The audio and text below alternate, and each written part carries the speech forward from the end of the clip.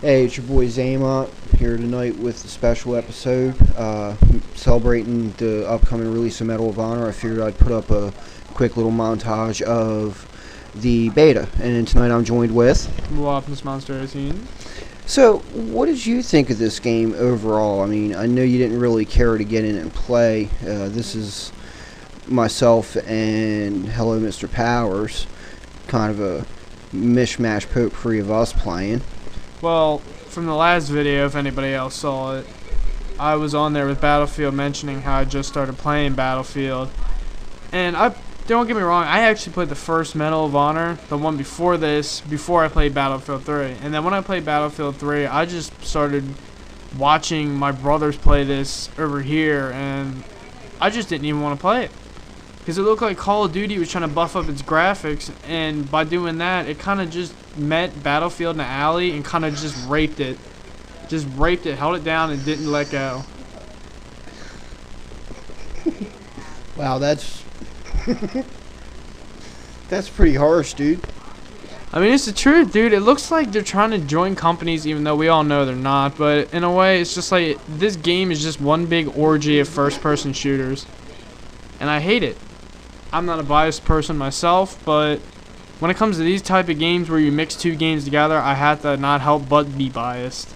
So basically what you're saying is this is Battlefield and Modern Warfare's Demon Spawn. Pretty much, dude. It's kind of like it has Battlefield's upper half, but the lower half is Call of Duty with tucked behind its legs. Wow, that's a very insightful comment there, huh? Wow. Oh, wow. You heard it right here on this show. I mean, dude, it's a good game all around. It's better than the old one. Well, I wouldn't say the old ones because we all used to love those about Call of Duty's, Medal of Honors, and Battlefields. But for new genre, I don't know. If I see anybody playing this and they obviously can't play Battlefield because they suck at it, or too good at Call of Duty and think that they're too good for it now and start playing something else, and then they just have their time to be able to say, hey, I'm playing this.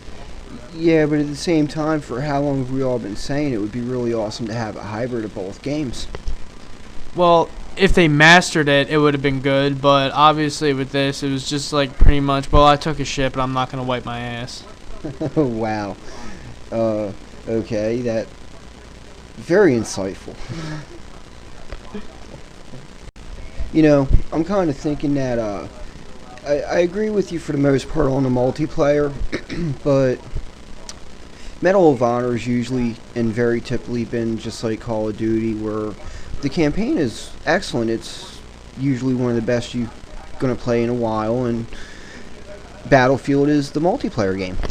I mean, let's put it like this. Alright, Battlefield 3's campaign was good. Don't get me wrong, it was really good. And its multiplayer got better than both of these games combined, which is pretty much this right now. But Call of Duty, it really tried to do that thing where it was just like, well, in order for a game to be a game, you gotta at least orient most of your time around one portion, multiplayer campaign. And Call of Duty somehow had that separation where the campaign was really good, and then the multiplayer was actually pretty decent.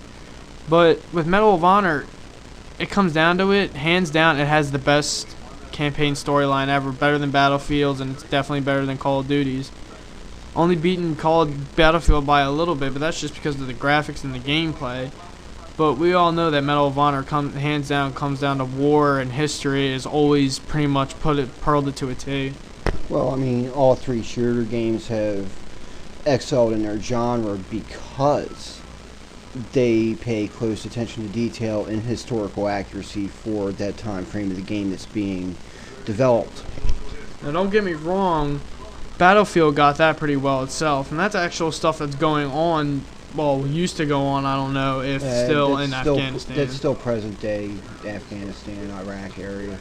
But with Call of Duty, all it is pretty much what ifs. Like, what if the Russians attacked the U.S., or what if this, like, I don't want to play a game of what if, I want to play a game that's going on now, or did go on. Yeah, but what if scenarios are pretty fun, and it gives you a good idea of what could possibly go down. Well, with Call of Duty, it's basically circulating around, hey, I'm this one guy in the war that somehow miraculously doesn't die from the mortar rounds and the grenades and respawns after I die. Well, I mean, when you're a highly trained soldier, one thing you're absolutely trained is escape and evade, and that's what usually winds up happening in situations like that. I mean, probably a nice little bit of luck is also involved. That is true. That is true. And I mean, we all know with Call of Duty, you can't really bring that effect into it, which really comes in with Battlefield scenarios where the environment can kill you itself. You blow up the building, you can bring it down on some top of somebody. This is true, and on that note, we're almost out of time.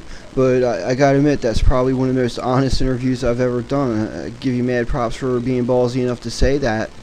Damn right, I gotta just say what I need to say. And as always, keep the warfare modern and keep it real on the battlefield.